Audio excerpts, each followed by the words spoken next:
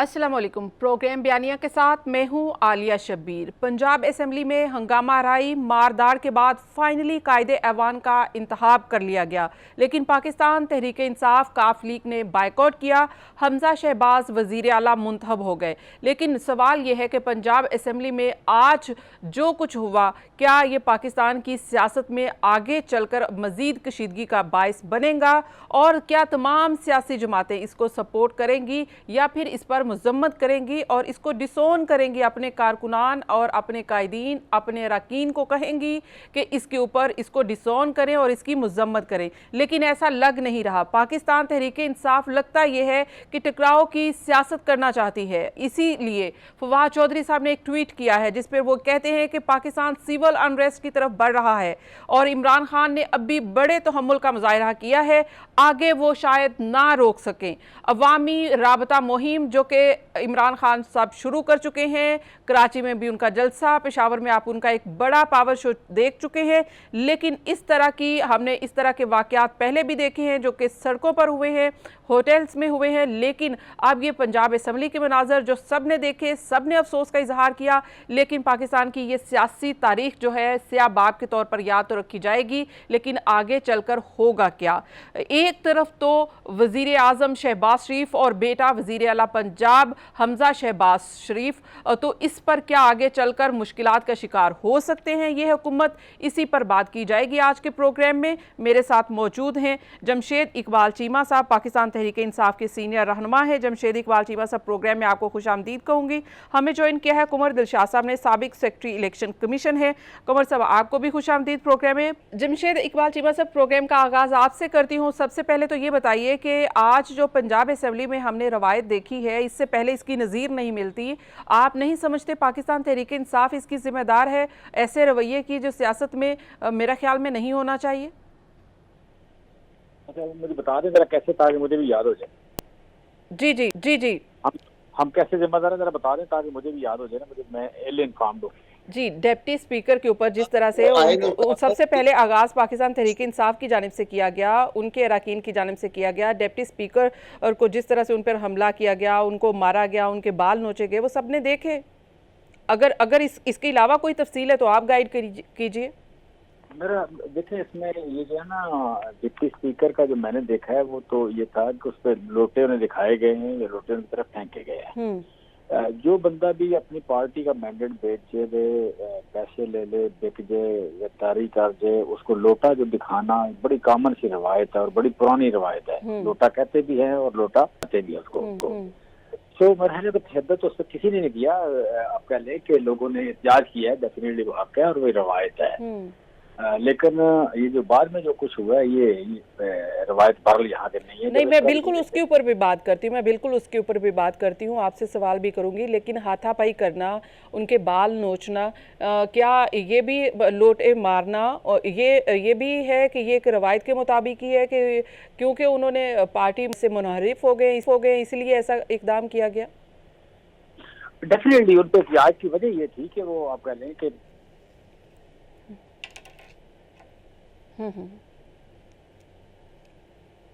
ये था कि वो पार्टी से मुनहरफ हुए थे जी। तो मैं समझता हूँ कि ये जो है ना, जितने लोग पार्टी का मैंडेट जो है उससे मुनहरफ हो जाते हैं, उनको इतना बायज़ साबित करने की कोशिश मीडिया ना करे तो ज्यादा बेहतर है।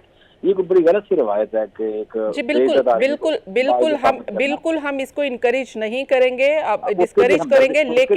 लेकिन ये है कि कानून मौजूद है, इसके ऊपर आर्टिकल 63A के लिए सदारती रेफरेंस है। अब तो साबिक प्राइम मिनिस्टर इमरान खान साहब ने भी सुप्रीम कोर्ट में एक दरख्वास्त दायर कर दी है जो कि पीर को उसकी समाअत होने जा रही है कि जो मुनहरिफ अरकान है उनकी ताहियात नाहिली के हवाले से।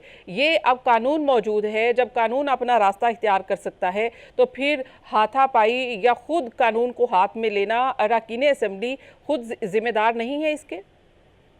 अच्छा, मुझे ये बताएं कि अगर कानून मौजूद है तो मैं और आप यहाँ क्या कर रहे हैं? मतलब हम असेंबली जाए ना, अदालत में जाए, यहाँ मैं और आप बात क्यों कर रहे हैं? क्यों वक्त जाया कर रहे हैं अपना भी और काम कर? देखिए, हम यहाँ बात कर रहे हैं, वो भी बात है। एक बंदे ने मैंडेट भेजा, आपने उसे बुरा भला कहना है, आपने उसे अच्छा कहना है, ये बुरा कहना है। क्या मतलब अच्छा हम अच्छा ना कहे किसी को भी अदालत में जाए, बुरा ना कहे अदालत में जाए, कानून मौजूद है। मतलब क्या इस ये 7 लाख स्क्वायर किलोमीटर का मुल्क है, इसमें ना कोई फिरे ना कोई बात करे, कानून मौजूद है। सारे लोग किसी को बात करनी हो तो जाके अदालत में जाके जमा कराए। नहीं, बिल्कुल इजादिये इजहार का हक है, इजादिये इजहार का हक है। सुने मेरी बात। जी जी जी बिल्कुल।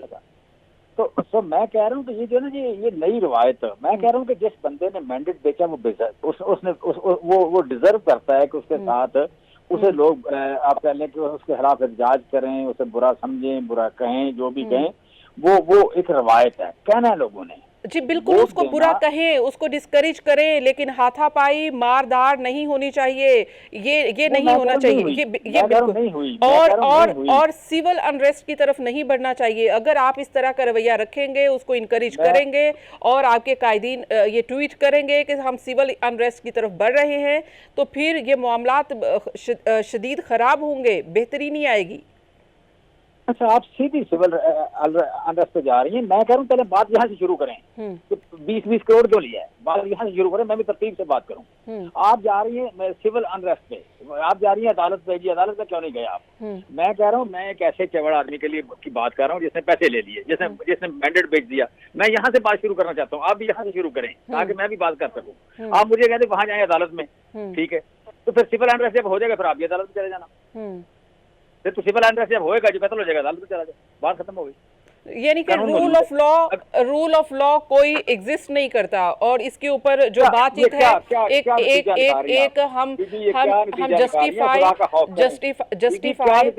जस्टिफाई बात नहीं कर सकते, हम कोई ऑथेंटिक बात नहीं कर सकते, हमारे पास बात करने के लिए कोई बेस, कोई ग्राउंड मौजूद नहीं है, हम सिर्फ और सिर्फ हाथापाई से ही बात कर सकते हैं। आप अपनी मर्जी की बात करना चाह रही हैं। मैं कहता हूं कि जहां से जो जड़ है, जो रूट काज है, वहां से शुरू करें, तरतीब से बात करें। जी ठीक है। निसार चीमा साहब ने हमें ज्वाइन किया है, मैंने है मुस्लिम लीग नून से ताल्लुक है। निसार चीमा साहब, प्रोग्राम में आपको खुशामदीद कहूँगी। निसार चीमा साहब, हमारे साथ जमशेद इकबाल चीमा साहब PTI से हैं, और उनका ये कहना है कि ये रवैया आखिर पैदा ही क्यों हुआ। अगर ये रवैया इस वजह से हुआ है कि लोटे क्रिएट किए गए हैं, लोटे बनाए गए हैं और उनको पैसे दिए, ज़मीर खरीदे गए वगैरह वगैरह, जो एक पाकिस्तान तहरीक इंसाफ का नैरेटिव है, तो ये हालात इसीलिए पैदा हुए हैं जो आज हमने पंजाब असेंबली में देखे।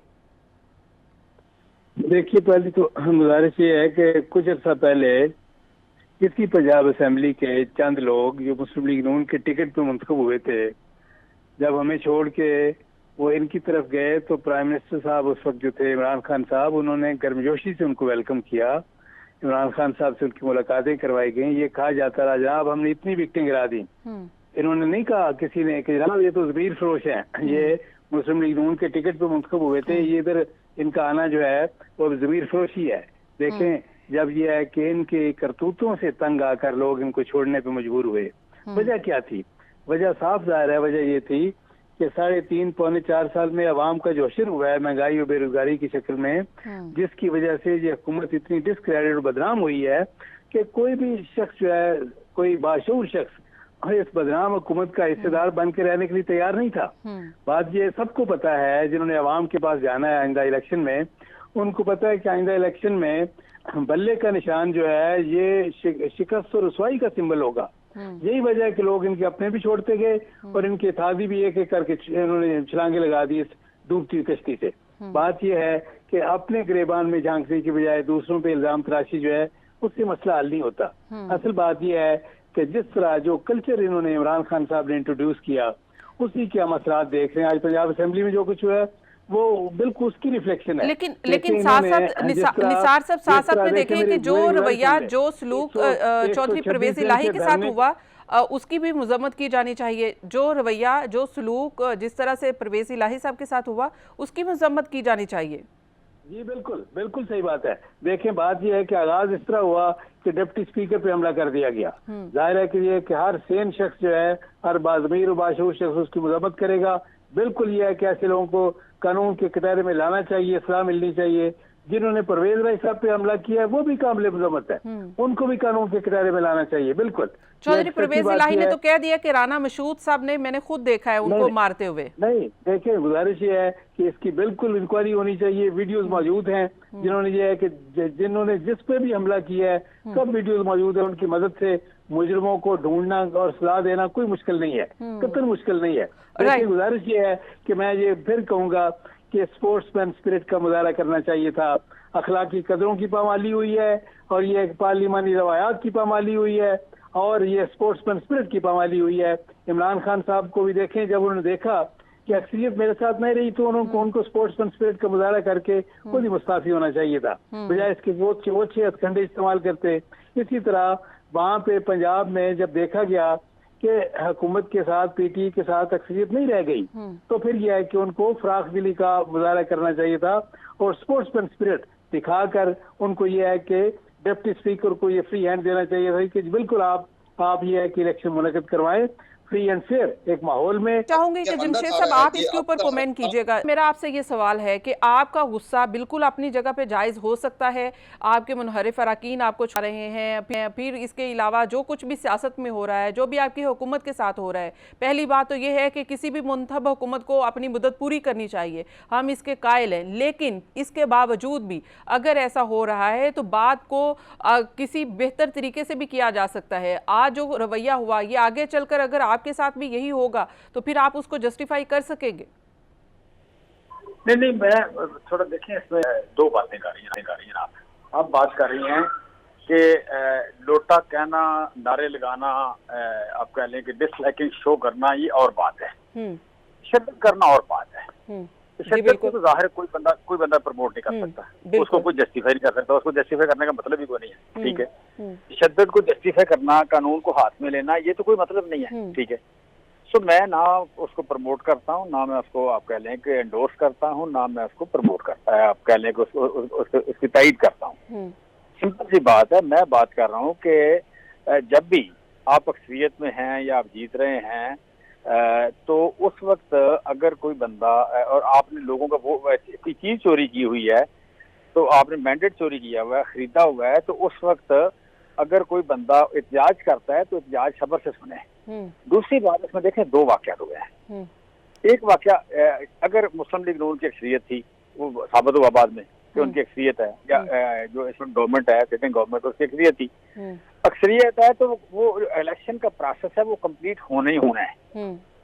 वो 2 घंटे लेट हो, 3 घंटे लेट हो, 4 घंटे लेट हो, 6 घंटे लेट हो, अगले दिन हो, उससे होना है। जी बिल्कुल, नोबडी कैन अवॉइड दैट, ठीक है।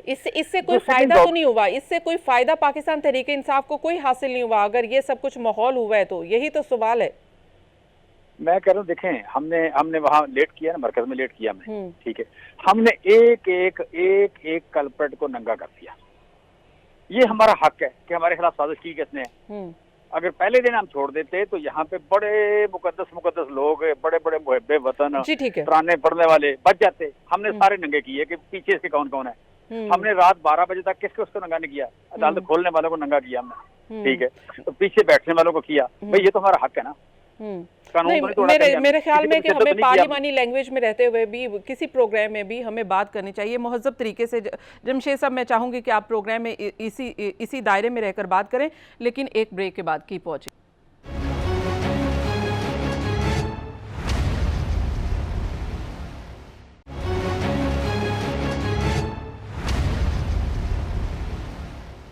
वेलकम बैक नाज़रीन। अगर हम अपने इदारों का एहतराम नहीं करेंगे, हम अपनी अदालतों का एहतराम नहीं करेंगे, हम पार्लियामेंट का एहतराम नहीं करेंगे, जहां पर लेजिस्लेशन होती है, जहां पर आवाम के हकूक़ की बात होती है, जहां पे आवाम की आवाज़ उठाई जाती है, तो वहां पर फिर अगर उनकी हम आवाज़ नहीं बनेंगे, उसको हम रूल ऑफ लॉ के तहत नहीं चलेंगे, तो मेरे ख्याल में फिर तो यहाँ पर सिविल वॉर, वाकई ही सिविल वॉर जैसा माहौल हमें नज़र आएगा। अब चीमा साहब, चीमा साहब, मैं आपसे यही रिक्वेस्ट करूंगी कि हम अपने प्रोग्राम में भी, बजाय कि हम अदालतों को कहें कि उन्होंने ये किया, बुरा भला तनकीद करने का हक है, लेकिन एक पार्लिमानी लैंग्वेज में हमें करना चाहिए। मैं बराना कहूँ, एक्सपोज कहूँ, इसके अपना कोई पंजाबी हो, इंग्लिश हो, एक्सपोज कर लें, चलो एक्सपोज कहें जी, इससे कोई इतराज है? एक्सपोज करने पे कोई इतराज है? जी नहीं, बिल्कुल नहीं जी, इस पे कोई नहीं है। चलो, हमने एक्सपोज कर दिया। अच्छा, अब ये है कि अगर कोई बंदा साजिश में मुलव्वस है तो उसे एक्सपोज होना चाहिए। जी बिल्कुल, उसको एक्सपोज करने का मेरा अपना तरीका है जी। मेरी एक पार्टी है, हम एक पार्टी है, हम एक हुकूमत है, हमारा एक तरीका है। अब दूसरा, जहाँ आप भी चाहेंगी, लोग भी चाहेंगे, जहाँ जहाँ जो साजिश करता है उसको पता लगना चाहिए। उसका नाम भी ना ले, पता भी चल जाए। हम भी नाम नहीं ले रहे, पता भी लग गया। अब इस मुल्क में कौन बचा है? कि जिसका पता नहीं चला कि हुकूमत कहाँ से गिरी है, चला कहाँ था, पैसे कहाँ से आए, पीछे कौन था, हाथ किसने लिखा, उस हाथ को एग्जीक्यूट किसने किया, बंदे किसने इकट्ठे किए, ठीक है, किसने कौन कहाँ जामन बना, सारा पता लग गया। लेकिन ये तो डिबेटेबल बात है ना, कि ये डिबेटेबल बात है। अभी तक तो आप देखें साजिश का लफ्ज़, अब तो पाकिस्तान तहरीक इंसाफ भी इससे हट रही है, आपके लीडर इसके ऊपर से हट रहे हैं कि साजिश नहीं हुई, मुदाखलत हुई। आलिया, मैंने यहाँ से फैसला नहीं लेके जाना, मैंने डिबेट ही कर रहा हूँ। हाँ जी, डिबेट तो मेरी अपनी है ना, जी मैं जी डिबेट ही कर रहा हूँ। मैंने कोई आपसे फैसला लेके जाना है, मैं जीत क्यों हार गया हूँ, ठीक है, मैं डिबेट ही कर रहा हूँ। ये सारी डिबेट ही है, सारी बातें हैं ये। जी बिल्कुल। आप मुझे अदालत की तरह ना ट्रीट करें ना। अच्छा, मैं कह रहा हूँ कि ये आप पहले यहाँ पे जो बंदा भी साजिश करेगा तो उसका एक्सपोज होना जरूरी है। इस मुल्क की जो हिस्ट्री है गलत लिखी गई है। ये जो मुतालिया पाकिस्तान हमने पढ़ा है इसमें बहुत कुछ गलत लिखा हुआ है। इस मुतालिया पाकिस्तान में बहुत कुछ गलत लिखा हुआ है। अब खत्म होना चाहिए ये काम। जो जितना कल्प्रेट है उसको सामने आना चाहिए। वो मैं हूँ, कोई और हो, कोई और हो, कोई और हो, ठीक है।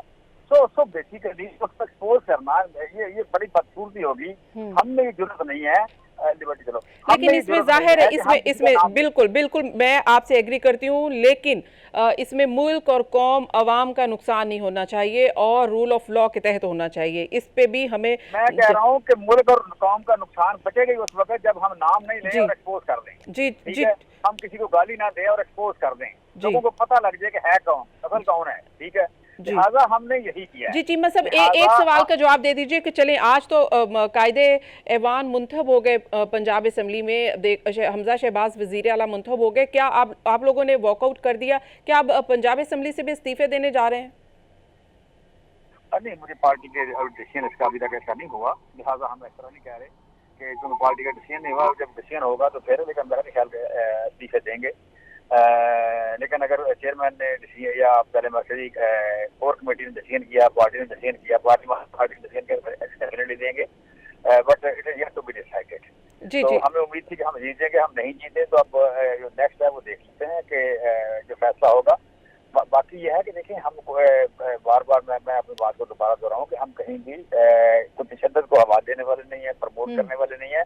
तो हमें भी ये कहा जा रहा है ना, ये जो मेरी आपसे गुजारिश है कि बात शुरू हुई है मैंडेट खरीदने से। मैंडेट बेचने वालों को मीडिया या आप जैसे इंटेलेक्चुअल जो लोग हैं, ये पार्टी बना के पेश ना करें। थैंक यू जी, ठीक है। कमर दिलशाद साहब, मैं आपकी जानिब आऊँगी। ये बताइएगा कि अभी पंजाब असम्बली में देखा आपने, कायदे ऐवान मुंतखब हो गए, एक तरफ बेटा है, दूसरी जानिब आप बाप को देख रहे हैं कि दूसरी जानिब कौमी असम्बली में बाप है। क्या इससे इफ़ेक्ट होगी ये हुकूमत?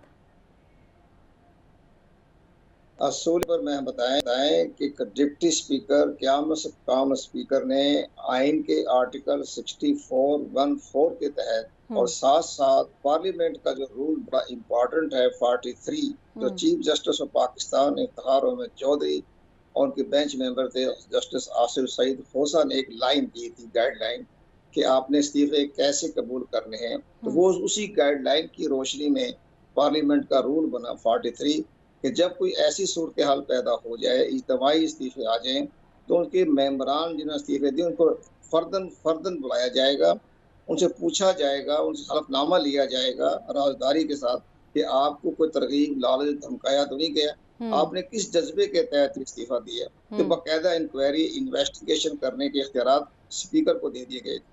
इसी रोशनी में स्पीकर अयाज सादिक ने तहरीक इंसाफ के 26 इस्तीफे जो थे वो नामंजूर कर दिए थे। उन्होंने बार बार कहा कि मेरे सामने पेश हो, तो कोई भी पेश नहीं हुआ सिवाय जावेद हाशमी के, जिनका इस्तीफा कबूल किया गया।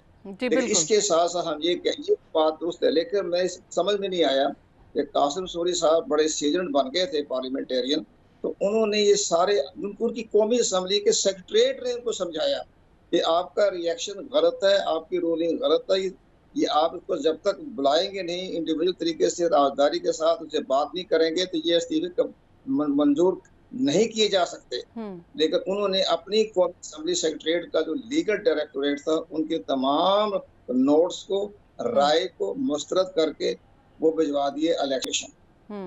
अब चूंकि स्पीकर साहब बन गए, परमानेंट मुस्तकिल बन गए हैं, तो उन्होंने जो रूलिंग दी है इसमें बड़ी जहर है, आईनी और कानूनी रूल के मुताबिक कहा जी मैं इनको फिलहाल मौखर करता हूँ, डेवर करता हूँ, मैं इनको तलब करूंगा, एक एक को बुलाऊंगा, पूछूंगा।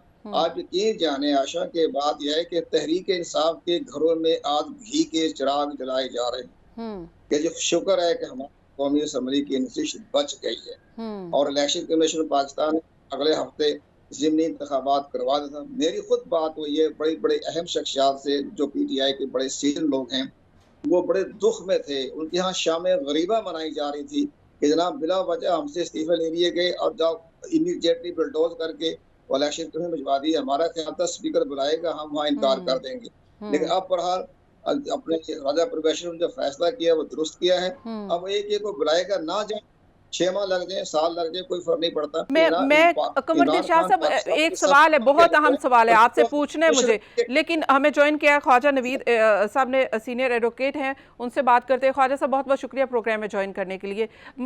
बात हो रही है रूल ऑफ लॉ की, और बात हो रही है कि जो कुछ हमारी पार्लियामेंट में हमें नज़र आ रहा है उसके हवाले से। एक तो ये बताइएगा कि जो कुछ आपने भी देखा पंजाब असम्बली में हुआ, इससे पहले कौमी असम्बली में हुआ, क्या ये रूल ऑफ लॉ है? क्या कायदो ज़वाबित होते हैं जो कि पार्लियामान को चलाने के लिए होते हैं और अरकान के लिए होते हैं?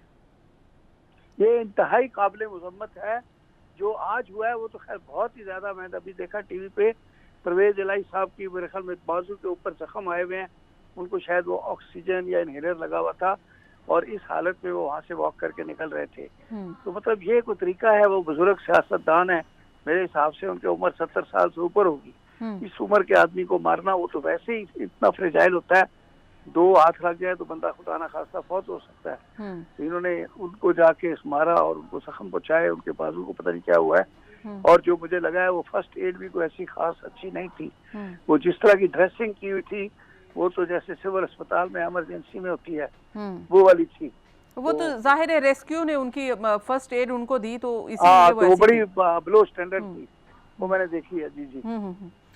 तो अब ये बहुत काबिल मज़म्मत है। देखें, आप इलेक्शन लड़े, मतलब ये तो ना करें ना, ये तो बदमाशी करने वाली बात है। और वो भी असेंबली के अंदर। देखिए, ये बड़ी मुकद्दस जगह होती हैं, असेंबली हो, कोर्ट के अंदर हो, इसी तरह इबादत गाह हो, ये वो सारी चीजें हैं जहाँ बड़ा प्रोटोकॉल रखा जाता है। इबादत गाहों में तो जूते उतार के अंदर जाना होता है। इसी तरह असेंबली वगैरह में आप हर चीज, मोबाइल बाहर रख के जाते हैं, कोई असला लेकर नहीं जाते। अब ऐसी जगहों के अंदर जो प्रोटेक्टेड एरियाज हैं, वहां पे आप जाके किसी को मारते हैं, वो दूसरा जिसको मार पड़ रही होती है वो तसव्वुर भी नहीं कर सकता होता कि मुझे यहाँ पे मार पड़ जाएगी। जी बिल्कुल, ये रवैया नहीं होना चाहिए। जाहिर है कि हमने इससे पहले इसकी कोई नज़ीर नहीं मिलती। लेकिन दूसरी तरफ आप ये देखें कि ये जो हुकूमत है इस वक्त की नौ मुंतखब हुकूमत जो पंजाब में भी आ गई है, जो कौमी असम्बली में भी है, ये अपोजिशन के बगैर है। जब कायदे ऐवान मुंतखब करना था कौमी असम्बली में तो अपोजिशन कोई नहीं थी। आज जब पंजाब असम्बली में कायदे ऐवान मुंतखब करना था तो उस वक्त भी अपोजिशन कोई नहीं थी। तो अपोजिशन के बगैर क्या लेजिटिमेसी होती है? एक चाहे आपके पास नंबर गेम पूरे हों, चाहे आपके पास तादाद पूरी हो, लेकिन क्या लेजिटिमेसी होती है? इसके ऊपर क्या देखिए, मैं अपनी राय आपको बहुत इंडिपेंडेंटली दे देता हूँ कि जिस तरह से हालात चल रहे हैं, ये हुकूमत मुझे चलती हुई नजर नहीं आ रही। अगर ये 1 महीना भी चला लें तो बहुत बड़ी बात है। इस तरह से नहीं होगी। एक जलसा इमरान खान का पेशावर में हुआ है, अब एक जो आज शायद कराची में होगा, उसके बाद फिर देखिएगा माहौल कितना चार्ज्ड होगा। और उधर से शेख रशीद साहब लाइनें दे रहे हैं लोगों को, लॉ एंड ऑर्डर की और हर तरह की, अभी आदम तामन की। जी ठीक है, तो मैं इसी बात को लेकर जाऊंगी। फैलाने के लिए एक आदमी जो है वो साबिक जो है क्या होम मिनिस्टर रह चुका है और वो बड़े फख्र से कहते हैं कि मैं 16 दफा वजीर हुआ हूँ। अब वो 17वीं दफा वजीर बनने के चक्कर में है और उस चक्कर में अब वो मुल्क में अनारकी फैला रहे हैं। यहाँ पे वक्त हुआ एक ब्रेक का, मजीद बात करेंगे एक ब्रेक के बाद। Keep watching.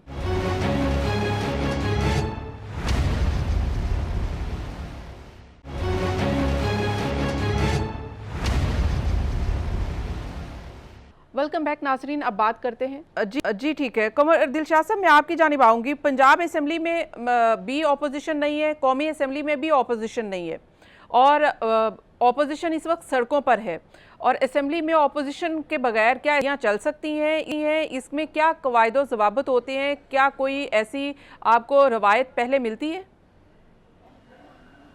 रवायत तो हमारे पास बहुत ये तो ज्यादा है। बगैर फील्डर जब के ये क्रिकेट मैच हो रहा है, हुआ था, फील्डर ही कोई नहीं है ना, कोई साहब का कैच करने वाला है, अपोजिशन के हलफ नहीं उठाया। 3 महीने बगैर अपोजिशन के भुट्टो साहब के जमाने में अप्रैल से लेकर 30 जून तक कानून साजी होती रही, आइन में तरमीम होती रही, लेकिन बहरहाल उसके अच्छे असर तो नहीं पड़े। अब ये जो आपकी बात दुरुस्त है कि जब कौमी असम्बली में या सूबाई असम्बली में जो अपोजिशन ही नहीं होगी तो जो कमेटियाँ बनती हैं, अब 35 कमेटी जो हैं कौमी असम्बली की वो गैर फाल हो गई, क्योंकि उसमें अपोजिशन के चेयरमैन होते थे। अब जो आप हुकूमत के चेयरमैन होते थे, लेकिन इस सारी सूरत को देखने में ये नजर आ रहा है कि आशा के चंद महीनों में ये एक बड़ी हाई लेवल की एक राउंड टेबल कॉन्फ्रेंस होगी, बड़ी बहुत मुकद्दर हलकों में बहुत बड़ी बात चल रही है। तो फिर ये सब बैठ के ये असम्बलियाँ जो हैं वो सब चारों सूबाई असम्बलियाँ और कौमी असम्बली पर तहरील होने का एक फार्मूला तैयार किया जाना लाजमी हो जाएगा 3-4 महीने के बाद, जब सूरत हाल देखेंगे यानी कि जो पंजाब में क्या हो रहा है, शहबाज स्वीट के नाम से जो इंतखाबात की तरफ हम जा रहे हैं। जी ये ठीक है, इंतखाबात जो है ये इसी साल अक्टूबर नवंबर में हो जाने हैं, और लेकिन एक सूबे में नहीं होंगे, ये चारों सूबाई असम्बलियाँ एक मुश्तरका एक फार्मूले के तहत एक फैसला किया जाएगा और चारों सूबाई असम्बलियाँ मुस्तफ़ी हो जाएंगी और वहाँ पर इंतखाबात हो जाएंगे इसी साल अक्टूबर नवंबर में। जैसे कि फवाद चौधरी साहब ने भी कहा है, कंवर दिलशाद साहब जैसे फवाद चौधरी साहब ने भी कहा है कि आखिर तो इंतखाबात ही होने हैं। वो कहते हैं कि आखिर तो इंतखाबात ही करवाने हैं और करवाने पड़ेंगे, चाहे ज़्यादा नुकसान करके करवा लें या फिर अभी करवा लें। तो ये उनकी बात दुरुस्त है। इंतखाबात तो इसका इलेक्शन ही है, इससे ज्यादा कोई हल नहीं है इसका। तो फिर ये इस वक्त स्पीड पाकिस्तान के नाम से PMLN और तमाम इत्तेहादी जमातें हुकूमत में आ चुकी हैं और उनका ये ख्याल था कि वो परफॉर्म करेंगे, कहीं ना कहीं अवाम को नेक्स्ट इलेक्शन के लिए तैयार करेंगे, मोबिलाइज करेंगे और जो परफॉर्म करेंगे अवाम में वो मकबूल और हो जाएंगे और अगले इलेक्शन में फ़ायदा होगा। वो आपको लगता है कि ऐसा नहीं होगा, उसमें वो कामयाबी नहीं हासिल कर पाएंगे? नहीं, जाहिर है कि ये इलेक्शन तो हो। मेरी बात जो आप करना चाहती है, मेरा जवाब तो ये होगा कि चूंकि अपोजिशन नहीं, कौमी असम्बली नहीं चल सकेगी, सूबाई असम्बली नहीं चल सकेगी, तमाम गवर्नर मुस्तफ़ी हो गए हैं, सारे मामला होते जा रहे हैं, इन सदर पाकिस्तान भी सुनने में आ रहे हैं कि वो भी मुस्तफ़ी होने का सोच रहे हैं। तो ये सारी चीजें जो आपके सामने, वो सिस्टम कैसे चलेगा, ये तो एक मसलूई सिस्टम है। लेकिन कंवर दिलशाद साहब एक सवाल ये है, कंवर दिलशाद साहब, इसके बाद असम्बली जो है मुश्तरक मफादात के तहत मुश्तरका तौर पर सब मिला के, इमरान खान भी शामिल होंगे, तमाम बैठ के फैसला किया जाएगा और वो कहेंगे जनाब सिस्टम चल नहीं रहा है, अब आप असम्बलियाँ जो है मुश्तरका तौर पर मुस्तफ़ी हो जाएं, डिज़ाल्व कर दें, और डिज़ाल्व करने के बाद एक डेट मुकर्रर हो जाएगी नवंबर-दिसंबर में, और ये इंतखाबात मार्च 2023 तक मुकम्मल हो जाएंगे ताकि मुल्क का सिस्टम चलता रहे और कोई माशी बुरहान ना पैदा। लेकिन जैसे कि आप ये कह रहे हैं कि जैसे कि आप कह रहे हैं कंवर दिलशाद साहब, आपको आवाज़ आ रही, जैसे कि आप ये कह रहे हैं कि ये सिस्टम ज़्यादा देर चलेगा नहीं, नवंबर तक इलेक्शन हो सकते हैं, तो इलेक्शन कमीशन ने जब तहरीक अदम एतमाद के हवाले से अदालत में सुप्रीम कोर्ट में केस था, वहाँ पर इलेक्शन कमीशन ने जवाब दिया था कि अभी तो हम तैयार ही नहीं है, तकरीबन 7 महीने हमें लगेंगे, कि हम 7 महीने बाद ही जाकर इलेक्शन करवा सकते हैं। वो एक बड़ी टेक्निकल बात है जी। उसमें ये हुआ था, बार बार इलेक्शन कमीशन भी बात कह चुका है, हम भी कह चुके हैं, हमें भी मालूम है सारी बातों का। वो ये हुआ था कि सबसे बड़ी अहम बात जो हमारे साबिक वज़ीर-ए-आज़म और की काबीना ने इस पर ध्यान नहीं दिया, चीफ इलेक्शन कमीशन ने खत लिखा हुकूमत पाकिस्तान को, वज़ीर-ए-आज़म को, कि जनाब हमारा जो आइन का आर्टिकल 51 जो है उसमें ये लिखा हुआ है कि ये जो मर्दमशुमारी है ये अबूरी है, प्रोविजनल मर्दमशुमारी का नोटिफिकेशन जारी कर रहे हैं और इसके तहत आप 2018 के इंतखाबात करवा दें और उसके साथ साथ जो ज़िमनी इंतखाबात वो भी करवा दें, लेकिन अगला जो इलेक्शन होगा वो आपको एक परमानेंट नोटिफिकेशन करना पड़ेगा मर्दमशुमारी का। तो इलेक्शन कमीशन खत लिखता रहा कि जनाब जहाँ प्रोविजनल है वहाँ अमेंडमेंट करके परमानेंट सेंसिस का लिख दें ताकि हम पूरे पाकिस्तान में डिलिमिटेशन करवा दें। वो 16 खत लिखे, 1.5 साल तक इलेक्शन कमीशन है वो उनके साथ परसों करता रहा, उन्होंने जवाब नहीं दिया। तो भाई उन्होंने कहा कि जनाब जो हमें हुक्म ही नहीं मिला डिलिमिटेशन करने का आइन की 51 में, जब तक प्रोविजनल की जगह परमानेंट ना लिखा जाए तो हम कैसे डिलिमिटेशन पूरे पाकिस्तान में कर सकते थे। दूसरा पॉइंट अहम ये था कि जो सुबह खैबर पख्तूनख्वा के जब ये तो 12 सीटें थी फाटा की, और 12 सीटें में 6 दे दी खैबर पख्तूनख्वा को, और 6 सीटें वो खत्म हो गई। तो हमारा कौमी असम्बली का हाल जो था 272 की जगह पर 266 हो गया। तो यहाँ भी आइन में तरमीम कर लें 51 में, जहाँ लिखा हो वहाँ आइन का 51 में बाकायदा कोटा दिया हुआ है किस सूबे की कौमी असम्बली किसी नशिस्तें कितनी है, तो वो उसमें आप तरमीम कर लें ताकि हम आइंदा फाटा में और खैबर पख्तूनख्वा में भी हल्का बंदियां करवा दें। लेकिन उसका भी जवाब नहीं दिया। ये उन्होंने इसलिए उन्होंने कहा था कि अब चूंकि हालात बदल रहे हैं, अब असेंबलियां डिसॉल्व हो गई हैं, तो आप हम इसमें जो है हमें इजाजत दें कि जो लफ्ज लिखा हुआ है प्रोविजनल, हम उस प्रोविजनल की बुनियाद पूरे पाकिस्तान में जो है सेंसस की बुनियाद पर डिलिमिटेशन करवा देते हैं, हम प्रोविजन की बुनियाद पर करवा देते हैं। नहीं तो यानी कि अगर अभी करवाए जाते हैं इलेक्शन या 6 महीने के अंदर या इसी साल के एंड में करवाए जाते हैं, तो फिर हमें डिलिमिटेशन जो है वो पुरानी वाली जो होंगी उसी पे इलेक्शन करवाने होंगे, आप ये कहना चाहते हैं? जी हाँ, जी ठीक। ये भी कहा, उन्होंने ये भी कहा ठीक है हम हल्का बंदी करवाते ही नहीं, हम उसी जो हल्का बंदी 2018 की थी उसी पे इंतखाब करवा देते हैं। जी ठीक है। ख्वाजा साहब, कंवर दिल शाह साहब आपको भी जानते हैं, साबिक सेक्रेटरी इलेक्शन कमीशन है, उनका ये कहना था कि कौमी असम्बली में पाकिस्तान तहरीक-ए-इंसाफ ने जो इस्तीफे दिए और जिस तरह से डिप्टी स्पीकर ने कासिम सूरी साहब ने वो उनको एक्सेप्ट किया, ये क़वाइद-ओ-ज़वाबित के खिलाफ थे। आप क्या समझते हैं कि जब डिप्टी स्पीकर हो इस्तीफे एक्सेप्ट कर लेता है तो वो उसमें क़वाइद-ओ-ज़वाबित जो है वो मैटर करते हैं, या एक्सेप्टेंस जो है उनके साइन ये इनफ है? आज आपने अपनी आंखों से देखा है सूबाई असेंबली में वो प्रोटेक्टेड प्लेस है, रेड जोन भी है, बाहर सिक्योरिटी है, अंदर भी सिक्योरिटी थे, सार्जेंट एंड आर्म्स भी थे। अब इस वक्त मुल्क में टॉलरेंस का लेवल इतना लो हो गया है कि वहां पर आप छोटा सा इलेक्शन नहीं करा सकते जिसमें 198 वोट सिर्फ लेने थे। अब आप कैसे जा सकते हैं पब्लिक में जहां 2-2 लाख वोट डलते हैं? मैं कहता हूँ ये टॉलरेंस लेवल अगर यही रहा तो सड़कों के ऊपर बाकायदा कत्ल होंगे और पता नहीं कितने लोग होंगे। आज का सूबाई असेंबली की जो असेंबली की कार्रवाई है, किसी भी कानून जानने वाले आदमी को दिखा दें, वो आपको इसी वक्त रूलिंग दे देगा कि मुल्क में अनारकी फैल चुकी है, किसी की हुकूमत नहीं है। ये अनारकी का इससे बड़ा सबूत नहीं होता। मैं भी जज रहा हूँ, आप किसी भी अदालत में ले जाके ये वीडियो दिखा दें, जो भी जज साहब बैठे होंगे वो आपको रूलिंग दे देंगे कि अनारकी फैल चुकी है। अब आप अनारकी का मजीद इंतजार ना करें। अगर लोगों की जानें बचानी है तो लॉ एंड ऑर्डर संभालने के लिए मुसल्लह अफवाज को बुला लें या कोई और रेंजर्स बुला लें। लेकिन ख्वाजा साहब ये क्या बात हुई? ठीक है, एक जमात जो हुकूमत में थी वो कहती है कि हमारे खिलाफ ये काम हुआ है, हमें हुकूमत से निकाला गया है, लेकिन वो आइन और कानून के मुताबिक है। ये एक्सेप्टेंस हमारी सियासत में क्यों नहीं है कि जब जो काम आपके खिलाफ हो गया, जब हार जाए तो उस वक्त ये कहते हैं कि ये हमारे खिलाफ हो गया। खेलते थे तो जब हमारा आउट हो जाता था तो हम विकेट उखाड़ के भाग जाते थे, कहते थे हमारी अम्मी बुला रही है, तो हम फील्डिंग नहीं करते थे गर्मी में। तो अब यही हाल यहाँ हो गया है कि अब फील्डिंग करनी थी इमरान खान की टीम को, वो फील्डिंग से ही भाग गए, विकेट उठा के ले गए। अब वो कहते हैं सिर्फ बैट्समैन अकेला खेलता रहे और वो छक्के बाउंड्री से बाहर जाके खुद पकड़े, बॉल भी वही पकड़े, छक्का भी वही मारे। लेकिन सवाल ये है कि जैसे आपने भी कहा कि आपको हुकूमत चलती नहीं दिखाई दे रही, कंवर दिल शाह साहब भी कह रहे हैं कि जिस तरफ हालात जा रहे हैं, आखिर ये टेबल एक लगेगी जिस पर सब बड़े बैठेंगे और कुछ ना कुछ उस टेबल पर ही इसका कोई हल निकलेगा और फिर ही मामलात आगे बढ़ेंगे और वो इलेक्शन ही है। क्या वाकई इलेक्शन होंगे? और नहीं, ये इलेक्शन अब नहीं हो सकता। इस माहौल में कौन इलेक्शन लड़ेगा? लोग कैंडिडेट को गोलियां मार जाएंगे, कौन कैंपेन चलाएगा? जो आप जिस गली में जलसा करने जाएंगे लोग आपके जलसे को आग लगा देंगे। नहीं तो फिर आप क्या कहना क्या चाह रहे हैं आप? मैं यही कहना चाह रहा हूँ कि अब मुसल्लह अफवाज को इसका नोटिस लेना चाहिए कि असेंबली के अंदर पिटाइयां हो रही हैं, लॉ एंड ऑर्डर टोटल तबाह हो गया।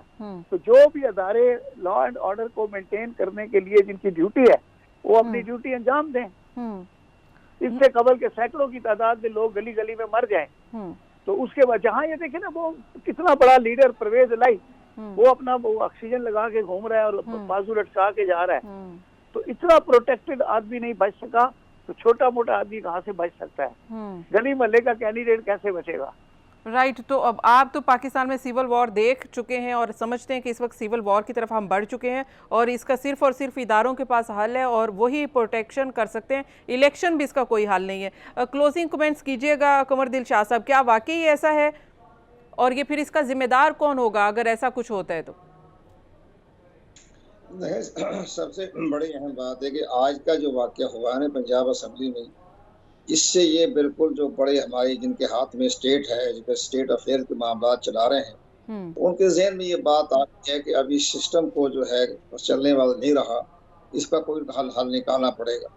एक सबसे बड़ी अहम बात, ये कानून साजी नहीं हो सकती, आपकी कमेटियां काम नहीं कर सकती, आपकी तमाम दुनिया भर में लोग देखा जाएगा कि वन साइडेड गवर्नमेंट चल रही है, फेडरल गवर्नमेंट में भी, सूबों में भी। तो ये जो हमारे जिनके हाथ में कमांड है वो महसूस करेंगे कि किसी ना किसी रास्ता निकाला जाए। लेकिन अब मामला बहुत इसलिए होता जा रहा है कि आज अगर पंजाब असेंबली में हंगामा ना होता, परवेज लाई साहब पर हमला ना होता, दोस्त मोहम्मद मजारी पर हमला ना होता और पुरअमन तरीके से रायशुमारी जो भी वोटिंग हो जाती, जिसने भी हारना जीतना था, वैसे तो इन प्रिंसिपल तो परवेज लाई साहब तो हार ही रहे थे, उनके पास तो 166 थे जी बिल्कुल, और वो तो हम जाके 197 थे, वो तो अपने 3 दिन से 197 का वो शो दिखा रहे थे। लेकिन अब हर जो हंगामा राई हुई है, इससे ये भी कानून साजी नहीं होगी, इस्तीफे दिए जाएंगे, हंगामा राई होगी, लॉन्ग मार्च होगा। तो इस लिहाज से मुल्क इतना तो माशी तौर पर बहुत कमजोर मुल्क है ना जी बिल्कुल। और जैसे ये जी बिल्कुल जैसे ये समझा जा रहा था कि अगर ये हुकूमत जाएगी, पाकिस्तान तहरीक इंसाफ की हुकूमत जाएगी तो अवाम के मसले हल होंगे, पाकिस्तान में जो मईशत का बेड़ा गर्क है वो उसमें बेहतरी आएगी। लेकिन जिस तरफ हालात सियासत के बढ़ रहे हैं, ऐसा लग नहीं रहा कि पाकिस्तान के लिए या पाकिस्तान के लिए कोई खुशखबरियाँ होंगी। यकीनन इस सब पर सबको सोच विचार करना होगा और पाकिस्तान को इस अनरेस्ट से बचाना होगा। आज के प्रोग्राम का वक्त ख़त्म हो गया। आप तमाम मेहमानों का बहुत बहुत शुक्रिया। मुझे दीजिए इजाज़त। अल्लाह हाफ़िज़।